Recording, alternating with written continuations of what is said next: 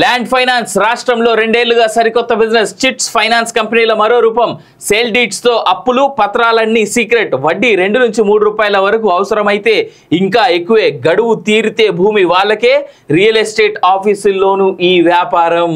అంటే సింపుల్ గా ఏం లేదన్న, నా ల్యాండ్ తీసుకొచ్చి నీ దగ్గర తాకట్టు పెడితే కథం అయిపోయింది. అంటే గోవింద, ఇది చిట్ ఫండ్ కంపెనీలు ఇస్తున్నట్టు మరొక మోసం. చిట్ల పేరిట, ఫైనాన్స్ పేరిట వాళ్ళు ఏ విధంగా ప్రజలు, అమాయకమైనటువంటి ప్రజలు ఏ విధంగా మోసం చేసారో మనందరం కూడా చూసినాం.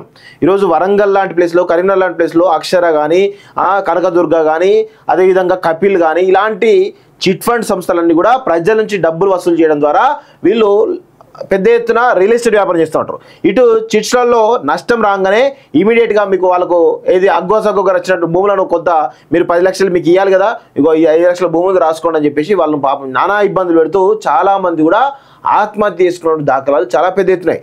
దానిపైన ఉక్కుపాదం మోపడానికి గత ప్రభుత్వం చర్యలు తీసుకోలేదు, ఈ ప్రభుత్వం కూడా చర్యలు తీసుకోవడానికి సిద్ధంగా లేదంటే కనబడతా ఉంది. దానిపైన చాలా స్ట్రిక్ట్ యాక్షన్ తీసుకోవాలి. ఒక్కొక్కడు ఆ కనకదుర్గోడట, అక్షరోడట, వీళ్ళందరూ కూడా ఎట్లా తయారయ్యారంటే ఏం బిక్కుంటో పిక్కోబోయ్ అన్నట్టుగా మాట్లాడుతూ ఉన్నారు. నా దగ్గర చాలా కేసులు వచ్చినాయి. ఎవడు ఫోన్ లేపడు, అసలు ఎవడు కూడా అర్థం కాని పరిస్థితి. సో ఇప్పుడు ఏమవుతుందంటే ఇది ఒక సరికొత్త బిజినెస్.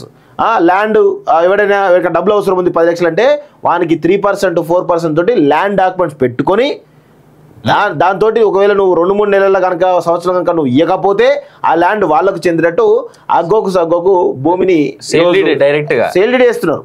సో చాలా పెద్ద ఎత్తున దుర్మార్గం జరుగుతూ ఉంది.